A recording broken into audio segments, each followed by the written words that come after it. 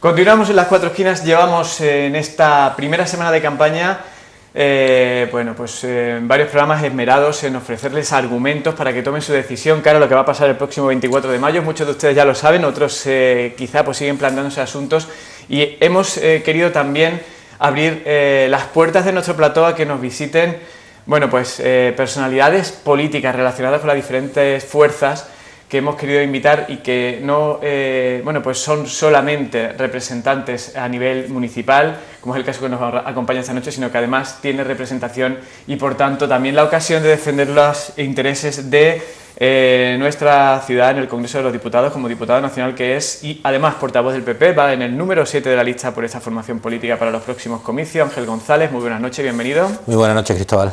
Gracias por atender la llamada de Antequera Televisión. Y con el fin, pues básicamente de intentar presentar a la audiencia, pues como decimos, todas esas decisiones a nivel política que no son solamente competencia del ayuntamiento, pero que influyen de forma directa en el día a día de los ciudadanos también. Comenzamos precisamente por lo que muchísima gente tiene ahora mismo en su mente, que es qué ha pasado en estos 4 años con un proyecto que en el mandato pasado era como una especie de pues no sé cómo decirlo, el proyecto estrella de algunas fuerzas políticas como fue el anillo ferroviario en su momento. Era un proyecto que parecía que nos iba a sacar del desempleo, luego se quedó parado y en la actualidad vuelve otra vez a convertirse en elemento de debate al respecto de si es como consecuencia de la negligencia del Partido Popular, se ha llegado a decir incluso en este plato en alguna ocasión, o porque realmente es un proyecto que pueda o no ser viable. Ya para más en marzo se lanzaba la noticia de que en Bruselas se ha abierto una investigación al respecto de qué pasó en el origen de la tramitación de ese proyecto. ¿Qué nos puede contar usted al respecto? Bueno, pues la verdad es que esto es un ejemplo más de lo que ha sido el Partido Socialista y lo que fue la legislatura del Partido Socialista, ¿no? Nosotros conocimos en la oposición un proyecto de anillo ferroviario en la que había 3 anillos, que se desarrollaba además en nuestra Vega y en la que desde el principio el Partido Popular mostró su rechazo porque entendía que no era un proyecto que podía encajar con ese modelo dentro de la Vega y ser compatible con la gran producción agrícola que hay en la Vega. Una vez que tenemos la oportunidad de llegar al gobierno y tomamos la rienda, empezamos a ver que el proyecto presenta una serie de deficiencias importantes en lo que corresponde primero al modelo constructivo del mismo y en segundo lugar empezamos a detectar que hay una falta de interés por parte del sector privado que tendría que venir a aprovechar y a poner en valor la infraestructura.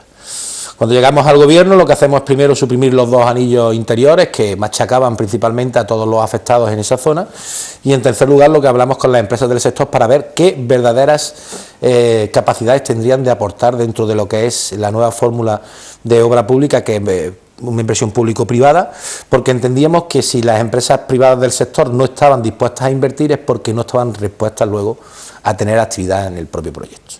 El proyecto ha salido varias veces a licitación y se ha quedado vacío porque no hay empresas, excepto las constructoras, que tienen una parte importante a la hora de poner en marcha el proyecto, que estén interesadas, y el gobierno lo que hace es intentar buscar la fórmula para evitar que se pierda ese dinero de inversión de fondos europeos, de fondos al desarrollo tecnológico, e intentar aprovechar proyectos que tienen sinergias con el anillo ferroviario. Nosotros hemos tenido varias reuniones en el Ministerio. Yo quiero decir que el primer alcalde que recibe la ministra Ana Pastor 2 días después de tomar posesión es al alcalde de Antequera, y el último proyecto que le presentamos al Ministerio y que estaban estudiando era cómo adaptar parte del soporte tecnológico de desarrollo de infraestructuras ferroviarias, que al fin y al cabo de lo que se trataba el anillo ferroviario, a una parte de Puerto Seco. Se habla con los promotores están muy interesados.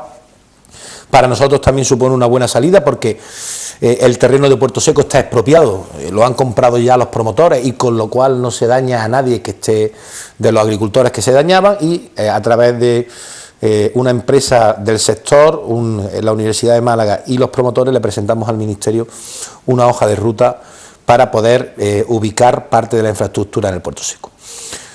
El Ministerio lo ve con buenos ojos, empieza su estudio y comenta a la Unión Europea qué posibilidad hay de adaptar el proyecto que en su momento tenía los fondos para poderse localizar en el Puerto Seco. Y esa es la situación en la que estamos.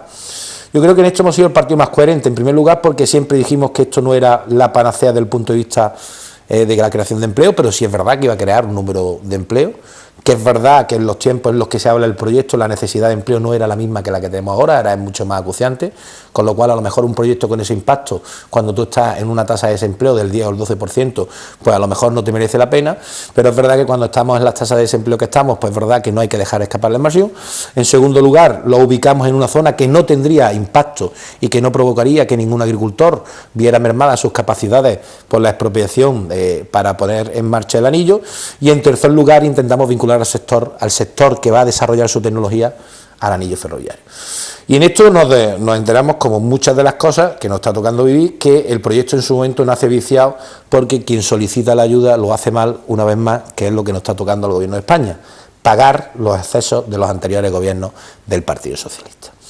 En esto es verdad que se genera una cierta tensión en Antequera, porque Izquierda Unida mantiene una posición en Antequera que es totalmente distinta a la que mantenía en las administraciones donde correspondía el proyecto. Y yo intentaré explicarlo para que los antequeranos no entiendan, ¿no? Esto es un proyecto que va con el Gobierno de España, la Unión Europea y la comunidad autónoma donde se aloja el proyecto, que tiene que financiar parte del mismo, y que en este caso son regiones, uno de la Unión Europea, y Andalucía, después de 20 años de convergencia europea, sigue siendo región 1. Y es extraño que Izquierda Unida aquí siempre haya dicho que ellos están en contra del anillo, cuando eran gobierno con el Partido Socialista, que es la comunidad autónoma que solicita este proyecto para que se aloje el proyecto en Antequera. Por lo tanto, nosotros lo que sí le pedimos a las fuerzas políticas es que, sabiendo la realidad del mismo y teniendo en cuenta la dificultad que tenemos para darle un encaje, que por lo menos sean leales a la hora de permitir abrir un camino de diálogo que pueda satisfacer a todas las partes. Y me explico. Aquí hay gente a favor del anillo, que es muy respetable. Hay gente que está en contra del anillo, que es exactamente igual de respetable, y hay gente que ni fu ni fa con el anillo. ¿Dónde podríamos encontrar un problema? En que los intereses de los que están en contra del anillo pudieran verse de alguna forma ligados con los que están a favor del anillo. ¿Dónde podemos conseguir ese punto de encuentro? En el momento en el que la ubicación desaparece del principal proyecto que había en la Vega de Antequera, que era lo que generaba y chirriaba las protestas de colectivos que vienen defendiendo la productividad agrícola de la Vega. Y yo creo que con el espacio y gracias a la aportación que nos hace Puerto Seco, corregiríamos ese punto de desencuentro entre los que quieren el anillo y los que no quieren el anillo. Y además le daríamos una capacidad innovadora de crear algo que realmente tenga una utilidad y lo demande el sector, ¿no? En eso estamos. Yo espero que más pronto que tarde se termine solucionando. Es verdad que el Partido Socialista sigue manteniendo su discurso demagógico en este aspecto. Hay que recordar que el Partido Socialista recogía currículums, qué grave, en el ayuntamiento, recogían currículum, 7.000 currículums llegaron a recoger de gente que estaba en una situación difícil con el desempleo, sabiendo que ese proyecto no iba a ningún lado y sabiendo que como ellos habían planteado el proyecto no iba a ningún lado. Y claro, ellos siguen defendiendo esa situación porque intentan todavía seguir engañando a aquellos ciudadanos a los que les dijeron: tú entrega el currículum que nosotros ya nos encargamos de darte un puesto de trabajo en el anillo ferroviario, ¿no? Y la realidad es muy distinta, ¿no? La realidad es muy distinta, la obra pública es muy distinta, todo está cambiando y hay que ser respetuoso a la hora de provocar una inversión que sería de más de 250 millones de euros entre Unión Europea, Gobierno de España y Junta de Andalucía, y que además conllevaría una aportación importante por parte de la empresa privada, que tiene que ser vital a la hora de garantizar que aquella inversión que se haga en infraestructura tenga una actividad que genere una sinergia económica en el entorno donde se sitúa. Muy bien, continuamos hablando de asuntos que competen a la inversión estatal, en esta ocasión en materia de infraestructuras ferroviarias. Ha salido incluso a la palestra en las elecciones andaluzas la que se considera una falta de predisposición de interés de inversión estatal para completar el eje ferroviario Algeciras-Bobadilla, y en su momento también pues toda la polémica surgida en torno al trazado definitivo del corredor ferroviario, que también ha marcado un poco el debate en estos 4 años. Bueno, es que, claro, es que hace usted unas preguntas tremendamente importantes, ¿no? Y además bastante afinadas, ¿no? Claro, mire usted, nosotros somos el partido el partido al que señala el que no ha hecho nada por hacer algo. Es decir, el Partido Socialista, que ha estado gobernando en este país, ha estado gobernando en la Junta de Andalucía durante 30 años, nos señala por empezar a electrificar y a mejorar el trazado de Algeciras-Bobadilla. y te señala el que no ha hecho nada, ¿no? Y te dice, oiga, que es que usted está haciendo, pero lo está haciendo muy lento, ¿no? Y yo siempre lo he dicho, lo dije un día en el pleno, ¿no? 2 es más que 0. Estamos de acuerdo en que a lo mejor podría ser 4, ¿no? Pero es que 2 es más que 0, ¿no? Y este gobierno, porque hay que recordarlo, y hay muchos ciudadanos que no lo saben, este gobierno es el que ha vuelto a colocar Antequera dentro del corredor ferroviario central y mediterráneo. Porque el proyecto que presenta el señor Blanco, cuando era ministro de Fomento, con el apoyo de la señora Torres y del señor Duque en Antequera, con el apoyo del Partido Socialista en nuestra ciudad, sacaba Antequera del corredor mediterráneo. Y esa es la realidad, ¿no? Y el Partido Popular lo que ha hecho, la ministra Pastor, es primero garantizar que Antequera es el núcleo ferroviario no solo del corredor central, sino del corredor mediterráneo. Y además, punto de base para el corredor atlántico que se desarrollará a través de Portugal y que vendrá a conectar Madrid con Lisboa. Por lo tanto, garantizamos la centralidad de Antequera una vez más dentro de lo que es las infraestructuras ferroviarias del país, dentro de la vertebración del país. En segundo lugar, empezamos a mejorar una vía que viene de los años de Caturambú y que durante todos estos años no ha servido, ni ha sido modificada, ni ha sido mejorada por los anteriores gobiernos del Partido Socialista. Y nos encontramos que quien rechaza terminar el AVE Málaga-Sevilla en el tramo autonómico que le corresponde es la que te dice que hay que mejorar el corredor Algeciras-Bobadilla. ¿Y de Bobadilla a Sevilla cómo vamos? ¿En vagoneta? Porque claro, es que uno algunas veces, yo suelo reconocer que hay ciertas cosas que me provocan un poquito de risa, ¿no? Me provoca un poquito de risa porque mi hígado ya ha llegado a un límite, ¿no? Que ya no aguanta más, ¿no? Pero es que claro, decimos, no, es que es muy importante sacar la mercancía de Algeciras. Y yo estoy de acuerdo. Pero ¿y cuando llegue a Bobadilla, dónde la llevamos? Hay que llevarla a Zaragoza, y de Zaragoza habrá que llevarla a Lérida, y de Lérida habrá que llevarla por el corredor que ha abierto este gobierno después de 25 años de incapacidad del Partido Socialista que conecta con Francia y conecta con la Unión Europea, ¿no? Pero es que si Mercadona, que es una de las grandes empresas que se va a alojar en el Puerto Seco, quiere llevar sus productos, que estará usted de acuerdo conmigo, que es bastante lógico, a sus plataformas logísticas de Sevilla, ¿cómo quiere la Junta de Andalucía que lleguen a Sevilla si el tramo que a ella le corresponde terminar ha dicho que se lo devuelve al gobierno porque no quiere terminarlo y no tiene capacidad para terminarlo? Porque es que parece que solo el tramo es Bobadilla, es Algeciras-Bobadilla. Y hasta que llegue a Moscú, ¿cómo va? Por lo tanto, yo le pido un poquito más de rigor en temas que son esenciales y que vertebran nuestro país. Este gobierno anunciaba, más preguntas esta de actualidad, ¿no? Anunciaba la ministra esta semana el mayor plan de inversiones en infraestructuras ferroviarias, de cercanía y de mejora de red ferroviaria de la historia de España. De la historia de España, en el peor ciclo económico de la historia de España, ¿no? Y quien ha tenido la oportunidad en los grandes ciclos expansivos de la economía no ha aportado nunca un euro para estas cuestiones, yo creo que no está en condiciones de darnos lecciones de moral. Dicho lo cual, es prioritario actuar en la vía, es prioritario mejorar la vía, es prioritario provocar la mayor capacidad posible de transporte de mercancías por las vías, porque es verdad que la moda y lo que nos pide la Unión es que el transporte de mercancías se haga por tren, ¿no? Y en eso estamos trabajando, ¿no? Lo sabe el sector. A mí me es muy gratificante cuando nos reunimos con la gente que se dedica a las plataformas logísticas diciéndonos que no hay más impulso que el que ha dado la ministra Pastor a la infraestructura y a la logística, ¿no? Y nos provoca un cierto bochorno que el Partido Socialista siga haciendo esta política gris, triste, pues que representa perfectamente el candidato aquí en Antequera, Javier Duque, y que representaba a la señora Torres, ¿no? Que ya pues ha pasado a otras disposiciones, ¿no? Muy bien, continuamos repasando asuntos relativos a infraestructuras. En esta ocasión no es competencia directa de la Administración del Estado, más bien de la Junta de Andalucía, o aclárenoslo usted. Es decir, ¿hasta qué punto tiene competencias el Ayuntamiento en un proyecto que, para ser designado evidentemente de interés turístico de Andalucía, hablamos del Puerto Seco, tiene que pasar por la Junta de Andalucía, pero luego hay una parte también que compete a lo privado? Vuelve a convertirse en moneda de cambio, en herramienta o en punto de debate cuando llegan estas municipales, porque el proyecto del que se nos lleva hablando los ciudadanos de hace un montón de años sigue parado. Bueno, el proyecto no está parado, el proyecto yo creo que está más cerca de comenzar que estaba hace unos años. Es verdad que en esta legislatura la Junta de Andalucía ha desaprovechado la oportunidad de impulsar mucho más rápido el proyecto, ¿no? Sobre todo su plan director y su puesta en marcha, ¿no? Los promotores de Puerto Seco saben que el Gobierno de España va a apostar por la terminal ferroviaria que necesita el propio proyecto para conectar a lo que son las vías de AVE y a las vías de tren, ¿no? Para sacar la mercancía y poner en marcha, y los promotores saben que el Gobierno de España está respaldando el proyecto, conocen el proyecto y les gusta el proyecto. Además, ven vital el proyecto por dos cuestiones: en primer lugar, por la centralidad del mismo; en segundo lugar, porque no requiere casi inversión pública, porque la mayoría la soporta un grupo de inversores privados; y en tercer lugar, porque el puerto de Algeciras es uno de los puertos que más crece en el movimiento de mercancías, ¿no? Pero es que es verdad que la Junta de Andalucía se ha tirado 10 años para aprobar este proyecto.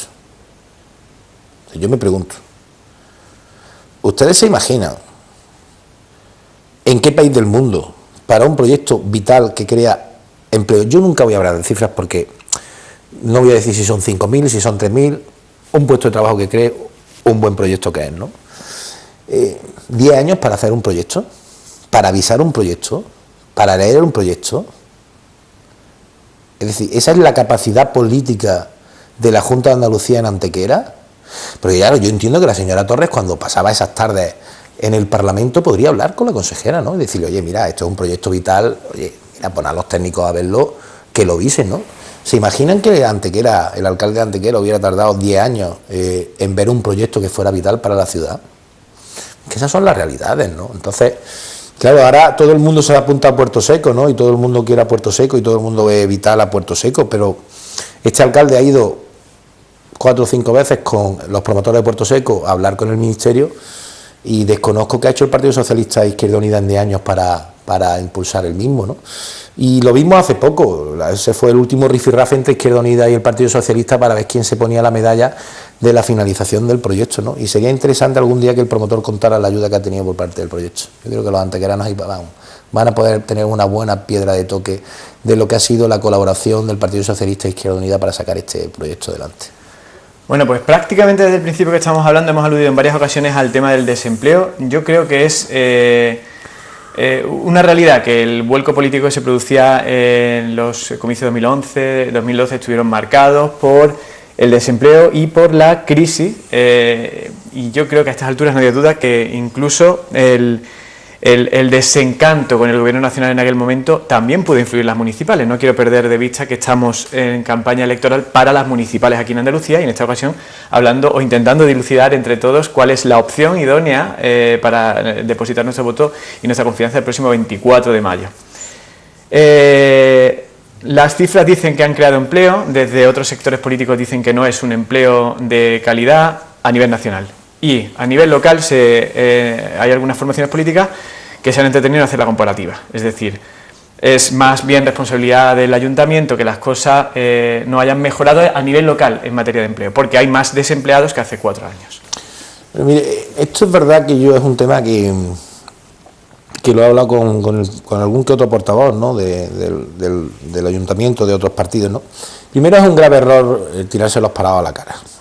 Es decir, en el sentido de que es verdad que dentro de la cifra fría hay una realidad, lamentablemente hay muchas personas que ya llevan bastante tiempo sin encontrar trabajo y que no tienen trabajo, no porque ellos no quieran, sino porque lamentablemente las distintas administraciones no hemos sido capaces de generar esas situaciones que permitan que la sociedad civil cree empleo. Y es tremendamente curioso, ¿no?, que en Andalucía, principalmente en Andalucía, porque el Partido Socialista e Izquierda Unida manejan aquí los medios de comunicación y además tienen una capacidad de publicidad institucional que no tiene parangón en ningún régimen democrático, a no ser que se vaya uno a Corea del Norte o a alguno de esos regímenes en los que no hay mucha libertad de prensa, en el que si el paro baja en Andalucía es gracias a la presidenta y a Izquierda Unida, pero si el paro sube en los ayuntamientos es culpa a los alcaldes. Si el paro baja en Antequera es gracias a la Junta de Andalucía, pero si el paro sube en Antequera es culpa del alcalde.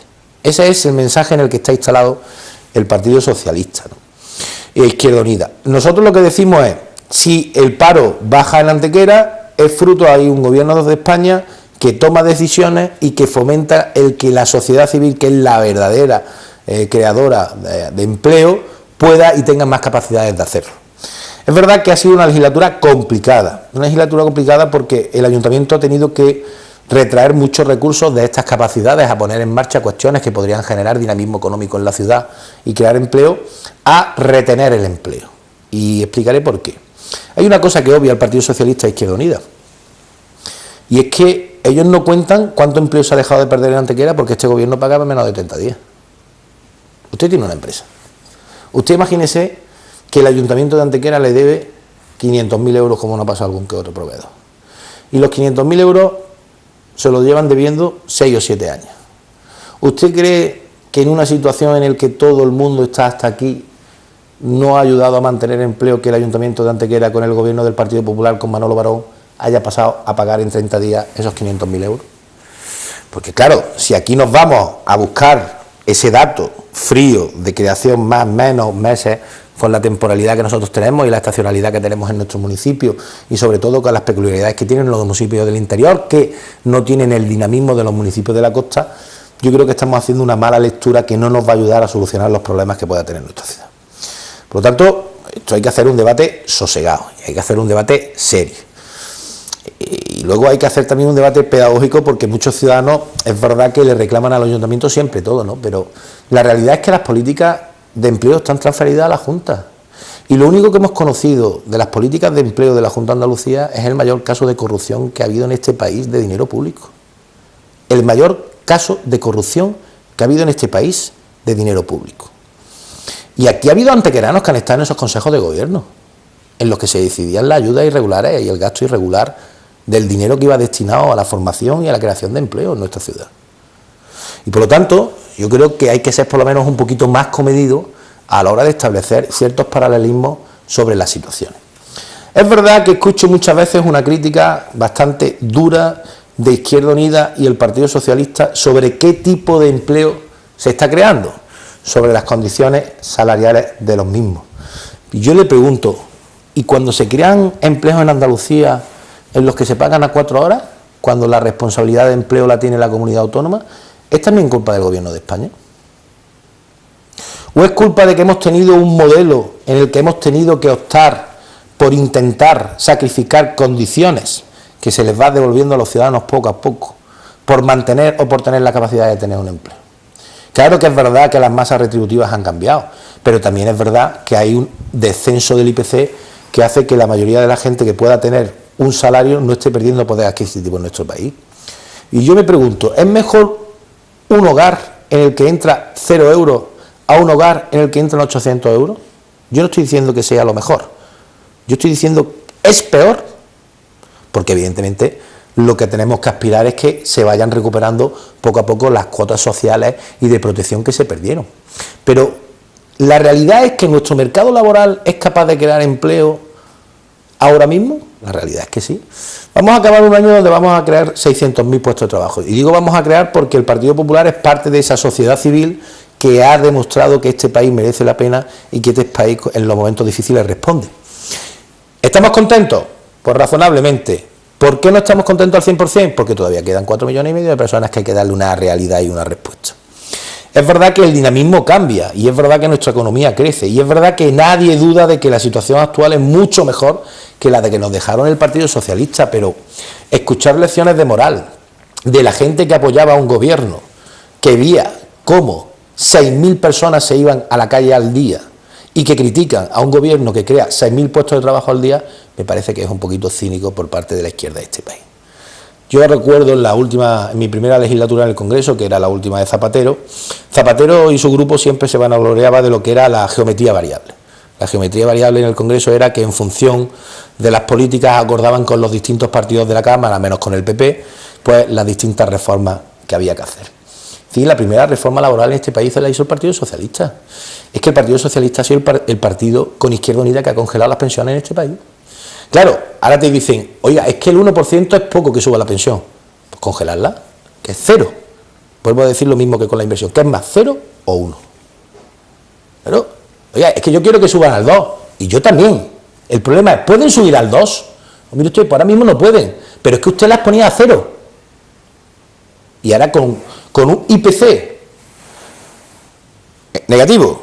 Y una creación y una subida de nuestras perspectivas económicas, de nuestra mejora económica, las pensiones se revalorizan de medio un 9%, resulta que es que el 9%, pues a la izquierda que congeló las pensiones, que decidió que 0 era mejor que 9, pues le parece muy bien.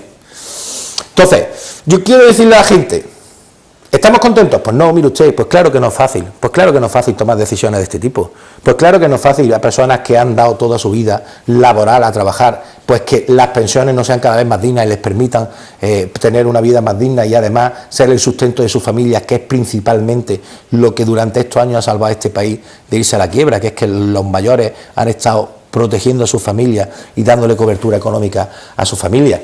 Pero una cosa es que a mí me lo diga un ciudadano que tiene todo el derecho a exigirme que quiere una pensión mejor, y otra cosa es que me lo exija el partido que decidió que 0 es más que 1. Continuamos conversando con el diputado nacional, portavoz del Grupo Municipal del PP en el Ayuntamiento de Antequera y a la vez candidato en el número 7 de la lista por esta formación política para los próximos comicios del 24 de mayo, de asuntos que no son estrictamente locales, pero yo creo que ya, y más en política, todo es muy global y todo termina afectando al día a día de los ciudadanos. Precisamente, bueno, pues en estos últimos comicios andaluces, pero comenzamos hablando por el panorama nacional, hablando ya estrictamente de política, de elecciones, se están notando unos cambios que hacen poco predecibles para los que trabajáis en esto de las campañas, porque además usted tiene un puesto de gestión en la campaña electoral a nivel nacional de bastante relevancia. ¿Qué valoración nos puede hacer usted de lo que está pasando? Porque por un lado se ven algunos países que entran a formar o incluso a ser votados en mayoría formaciones minoritarias que además se autodenomina izquierda radical, no es que lo digamos nosotros, por ejemplo en Grecia. Luego en Reino Unido ha terminado casi rozando la mayoría absoluta o el Partido Conservador en los comicios que se han celebrado precisamente en estos últimos días. Y ahora el CIS dice que ustedes serían la fuerza más votada, pero que están bajando puntos con respecto al anterior barómetro del anterior estudio. ¿Cuál es el panorama que se presenta a nivel nacional? Y de ahí empezamos ya bajando el zoom. Bueno, yo lo primero que quiero decir es que yo entiendo perfectamente los datos, ¿no? Y los datos no vienen dados por una gestión de la política del gobierno. Principalmente nuestro partido lo que está ahora pasando el desafecto que le crea a los ciudadanos, pues algunos casos que evidentemente todos lamentamos y que ponen de manifiesto que hay gente que no está a la altura de las circunstancias, ¿no? Tener la posibilidad del servicio público y no estar a la altura de lo que corresponde tener esa confianza prestada del ciudadano te crea una situación de tristeza importante, ¿no? Y además en casos en los que ha sido gente que estaba en la élite, hace que el ciudadano todavía se moleste más, ¿no? Y este gobierno ha pasado de tener una primera parte de la legislatura donde ha tenido que tomar medidas muy difíciles a pasar a una segunda parte de la legislatura donde están dando resultados las medidas difíciles que tuvo que tomar, a empezar a pagar una cuestión que corresponde a años anteriores de gente que no está a la altura, ¿no? Gente que desde luego le ha faltado respeto al partido, a los afiliados del partido y a los votantes que en su momento en una o en otras elecciones le pudieran dar la confianza, ¿no? Y por lo tanto nosotros lo que tenemos que hacer es un ejercicio primero de intentar en todo momento mantener estanco el partido, en segundo lugar de limpiar aquellos casos que nos repugnan y que ponen de manifiesto que hay gente que su condición está por encima de lo que es la obligación de un afiliado del partido, de estar a la altura de las circunstancias, allá donde tenga la responsabilidad de servicio público, y en tercer lugar de intentar hacer pedagogía de que todo lo que se ha hecho mal no puede volver a pasar, y además el gobierno es el primer gobierno en los años de democracia que crea una ley para evitar que eso vuelva a pasar. Por lo tanto, yo lo que espero es que los ciudadanos al final valoren, ¿no? Valoren que evidentemente uno puede confiar en una persona, a todos nos ha fallado un amigo, a todos nos ha fallado una novia, a todos nos ha fallado un socio de trabajo, pero la realidad es que este gobierno ha sabido estar a la altura de lo que necesitaba este país, ha sabido sacar a este país de la situación en la que estaba, ¿no? Y por lo tanto, yo no creo que nos vaya a ir mal las elecciones generales, es decir, yo creo que el Partido Popular va a ganar las elecciones generales, ¿no? Es verdad que hay una cosa curiosa, ¿no? Al Partido Popular es al partido que más le pesa la corrupción, porque además normalmente el afiliado del Partido Popular y el votante del Partido Popular esa cota moral la tiene muy a flor de piel, ¿no? Pero nosotros fuimos el partido que en el año 96 llegara al gobierno de España porque estaba cansado de la corrupción del Partido Socialista. Es curioso ver que ahora el Partido Socialista te acusa de financiación ilegal cuando el único partido condenado en la democracia por financiación ilegal es el Partido Socialista, ¿no? Es curioso como el Partido Socialista te acusa por un caso como Gürtel, que es repugnante, en el que estamos hablando de dinero privado, pero tiene el mayor caso de expolio de dinero público, no es lo mismo el dinero privado que el dinero público, de la historia de la democracia de España, ¿no? Y eso lo que conlleva es que haya una desafección de la política, porque todos, lamentablemente, estamos contaminados por la corrupción. Todo el que ha tenido la posibilidad de gestionar, lamentablemente ha tenido gente en sus filas que no ha estado a la altura de las circunstancias. ¿Quiere decir que el Partido Socialista, por el caso de los ERES, de los miles de millones de pesetas que se han perdido, es un partido corrupto? No. El Partido Socialista ha tenido personas que no han estado a la altura de lo que significa el Partido Socialista y la trayectoria que tiene el Partido Socialista. ¿Quiere decir que por el caso de los ERES esto era como Alibaba y los 40 ladrones? Pues no, no me lo creo. Es decir, yo no creo que ningún partido establezca una corrupción sistemática, pero ni el Partido Socialista, ni el Partido Popular, ni Izquierda Unida, ¿no? Yo lo que creo es que hay gente que no ha estado a la altura, y es verdad que lamentablemente las estructuras de los partidos han demostrado que tampoco han estado a la altura a la hora de poder detectar, corregir y paliar ese tipo de focos que teníamos dentro de los partidos. Detectado la desafección, legislamos para acabar esta cuestión y una vez más volvemos a hacerlo solo. Una vez más el Partido Socialista y el resto de los partidos pues no están con nosotros, ¿no?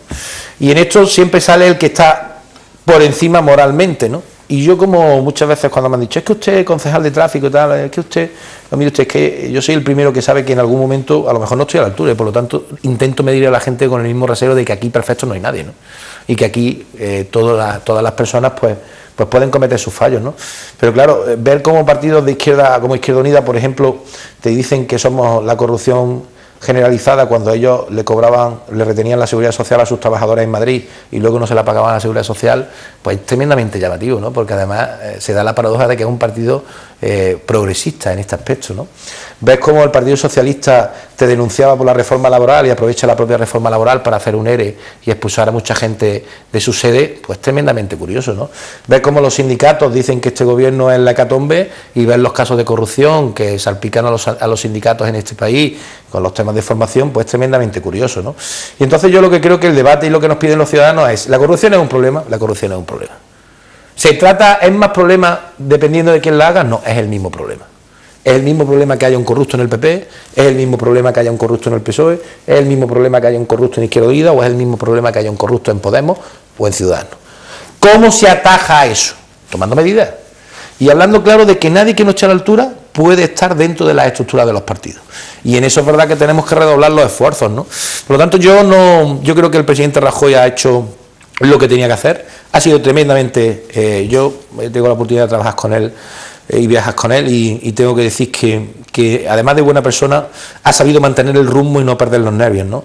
Y yo creo que al fin y al cabo los ciudadanos van a volver a devolver la confianza porque además la historia le reconocerá que ante el peligro de intervención que había, que podría haber supuesto un recorte social en nuestro país, claro, es que hay quien se queja de que las pensiones suban un 1%, pero es que si España es rescatada, que es como nos dejaron los socialistas para que le pasara al gobierno del Partido Popular, no es que las pensiones hubieran subido un 1%, es que las pensiones se hubieran recortado un 30%, como ha pasado en los países intervenidos. Y el gran esfuerzo político de protección social de este país ha sido evitar el rescate a lo que nos llevó el Partido Socialista e Izquierda Unida cuando con esa geometría variable que explicaba antes estaba el gobierno de España.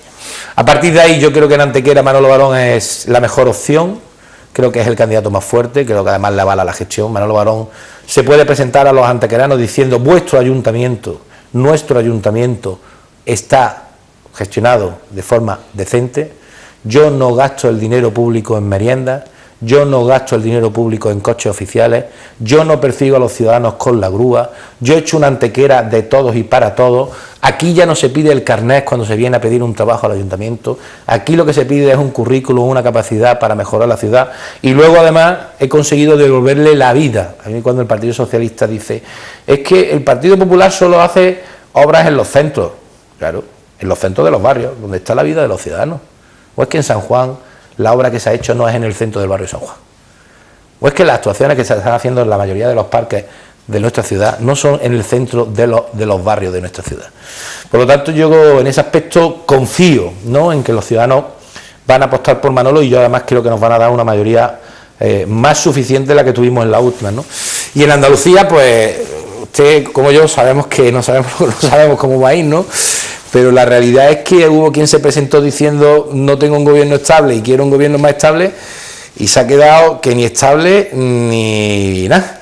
Y además Izquierda Unida no quiere verlo, y Podemos dice que hay de lo mío, y el de Ciudadanos yo creo que lo tiene un poquito agarrado con el tema de que es teniente alcalde del Partido Socialista, con el Partido Socialista en su municipio, y por la mañana dice que va a pactar, por la tarde dice que no va a pactar, por las noches ya no sabe si va a pactar o no, y vamos a ver esta sucesión, ¿no? Nosotros lo que sí, evidentemente, queremos que haya cuanto antes un gobierno en Andalucía, sea el que sea.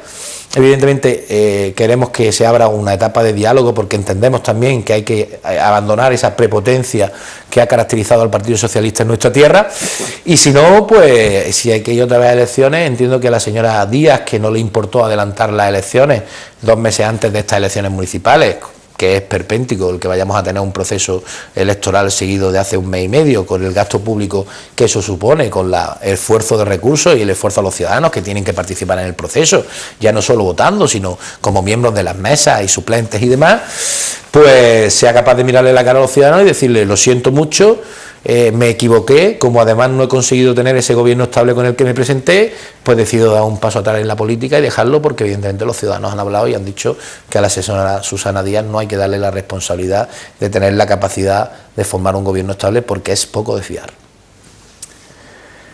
Y por completar este repaso que estamos haciendo de la política, digamos, supralocal a nivel andaluz y nacional, ¿cuál es entonces su argumento al respecto de cómo está subiendo Podemos, Ciudadanos? ¿Es la corrupción? Bueno, ¿es una cuestión de nosotros lo está matando, del parado? No, a nosotros nos mata principalmente la corrupción, por lo que decía, ¿no? Por la percepción moral del afiliado del PP y del votante del PP, hace que sea tremendamente exigente con el Partido Popular. Es verdad que además también las nuevas fuerzas cuentan con una ventaja, que es que no tienen gobierno, y por lo tanto hay un modelo que es el de Ciudadanos, que va a no posicionarse en los debates que son ideológicos, y está el modelo de Podemos, que es un modelo más o menos a la griega, ¿no?, que es prometer todo lo que tenga que prometer, y una vez que llego al gobierno, evidentemente ver situaciones que son totalmente ajenas a lo que habían prometido, entre las cosas dentro de lo normal, ¿no? Porque a mí el ciudadano, muchas veces los políticos, yo creo que pecamos de no ser lo bastante pedagógicos, ¿no? Y hoy por hoy nosotros vivimos en una Unión Europea que te marca muchas de las cuestiones, y ya no estamos hablando de una economía solo de un país, no estamos hablando de la economía de una zona de euro, ¿no?, con una misma moneda, ¿no?, con unas mismas normas, ¿no?, con un mercado común, ¿no? Y todo eso hay que tenerlo muy en cuenta, ¿no? Yo creo que, claro, el modelo de Ciudadanos, a mí mucha gente me dice, no, es que mire usted, nosotros no vamos a votar al PP porque no nos gusta, por ejemplo, lo que han hecho con la reforma del aborto. Voy a votar a Ciudadanos. Y claro, yo lo miro y digo, no me puede estar diciendo esto, porque si el motivo es que usted no vota al PP porque no le gusta lo que hemos hecho con el aborto, va a votar hasta un partido que cree en el aborto libre 100%. Entonces, claro, hay que intentar mostrarse como uno es, ¿no?, y mostrarse lo que realmente es, ¿no? Yo puedo entender que haya cosas que no le gusta a todo el mundo, y yo puedo entender que hayamos hecho cosas mal, y entiendo que podamos mejorar algunas cosas, ¿no? Pero claro, entiendo que quien está cogiendo un rédito electoral de esto es quien te dice que, según ellos, por ejemplo, Antequera no debería de tener 2 paradas de AVE, porque el AVE no es importante ni vertebra un país, ¿no? Para el modelo ciudadano económico, lo del anillo ferroviario tiene que sonar a chiste, ¿no? Y lo de la plataforma del Puerto Seco les parecerá un despiporre de dinero público, ¿no? Y claro, yo que voy mucho a Madrid en AVE, veo que Antequera es, creo que la segunda, si no recuerdo mal, la segunda estación media con más pasajeros de toda España, ¿no? ¿Le vamos a decir a los ciudadanos de la comarca de Antequera que ya no tienen derecho a coger el AVE? ¿O es sostenible y vertebra un país el AVE? Y esas son las cosas con las que vamos a intentarlo, ¿no? Y además nosotros estamos ya en capacidad de volver a hacer las políticas que son de nuestro agrado, y explicaré por qué muy brevemente. Nosotros somos un gobierno que, por dogma de fe, tenemos que el dinero debe estar en el bolsillo de los ciudadanos. Y lamentablemente cuando llegamos nos encontramos que el dinero no puede estar en el bolsillo de los ciudadanos porque tenemos que pagar la deuda de la gran fiesta de lo que fue el Partido Socialista e Izquierda Unida al frente de las responsabilidades en este país, ¿no? Y le hemos tenido que pedir el esfuerzo a los ciudadanos de que nos den un poquito más de ese dinero que tienen en el bolsillo para su vida, para intentar no crear un problema como podría haber sido la intervención del país, ¿no? Y hoy estamos en capacidad de devolver ese esfuerzo a los ciudadanos, ¿no? Y hoy por primera vez yo veo a compañeros míos, que además en esto son súper dogmáticos, que están felices de haber votado una reforma fiscal, que es insuficiente, por supuesto, pero es la primera reforma fiscal que se hace para bajar los impuestos en los últimos 12 años de este país. Y por lo tanto hay que poner en valor todas las cuestiones. No decir, la hago y me quedo aquí. Habrá que avanzar, pero la realidad es que hoy en España vamos a empezar a pagar menos impuestos de los que se venían pagando, ¿no? Y vamos a poder empezar a hacer nuestra política, la política con la que nos presentamos en un programa y le pedimos el compromiso de los ciudadanos, porque hemos dejado de hacer lo urgente para empezar a hacer lo importante. Y esta diferenciación está en lo urgente, es qué hace que no tengan que intervenir el país y que el país pase a ser un país rescatado socialmente, para poder empezar a hacer ideológicamente lo que nosotros le dijimos a los ciudadanos que íbamos a hacer, ¿no? El enfermo está estabilizado, el enfermo ya no se muere, y ahora ¿cómo vamos a mejorar la calidad de vida del enfermo para que cuanto antes posible se recupere y salga del hospital? Pues estamos en esa fase, ¿no? Y estamos en esa fase porque este es un gran país. Y es un gran país con una sociedad civil que está a la altura de las circunstancias, ¿no? Y es una sociedad civil que cuando hace falta pechugar, apechuga.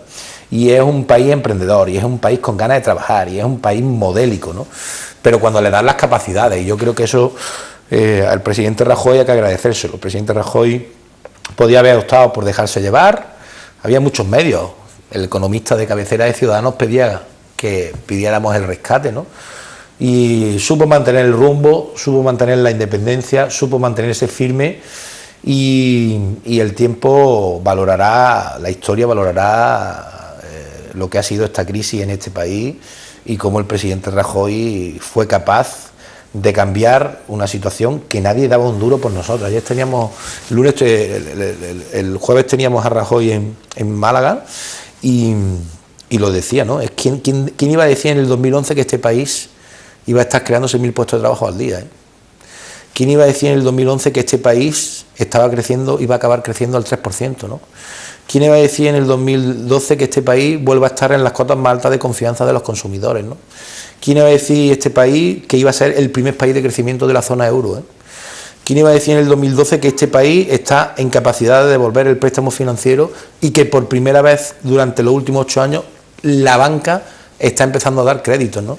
¿Quién iba a decir en este país que el número de compraventa de viviendas crece en un 35% en los últimos meses, ¿no?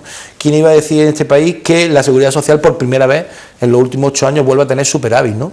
¿Y quién iba a decir en este país que en el mes de abril y en el mes de marzo una EPA iba a arrojar que estamos en los meses históricos de creación de empleo, ¿no? Bueno, eso está ahí. Ahora, ¿eso quiere decir que sea suficiente y que haya que olvidar los problemas que hay? No, pero eso está ahí.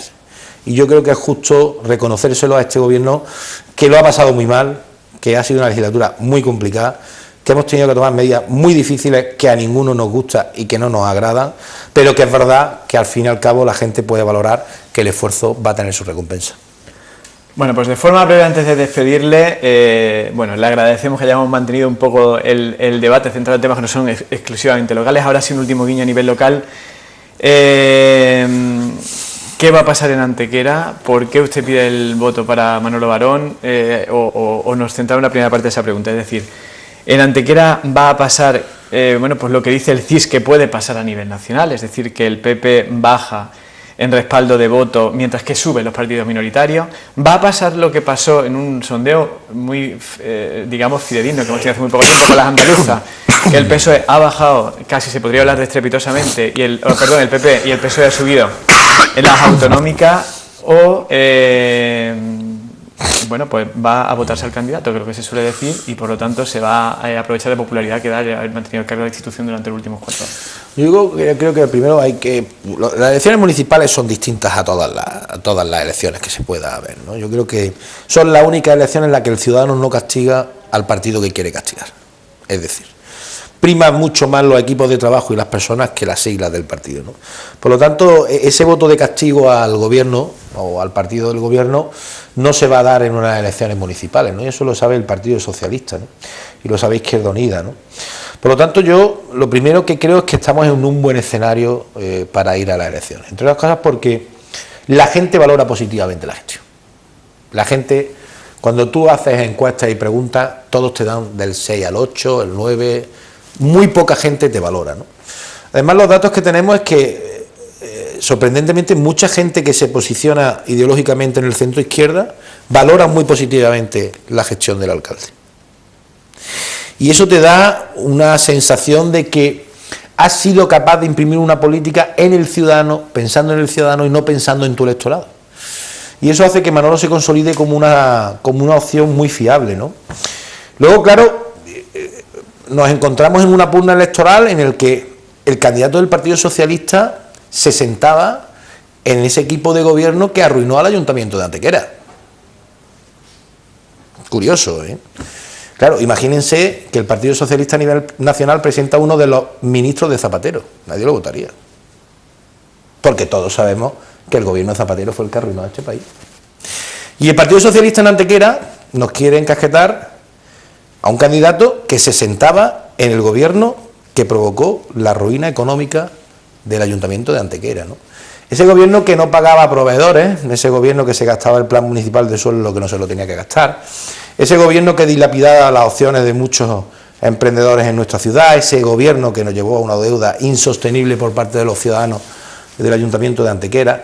Y por lo tanto yo creo que el candidato del Partido Socialista lo primero que tendría que hacer es un esfuerzo de contarnos qué él hacía en el equipo de gobierno.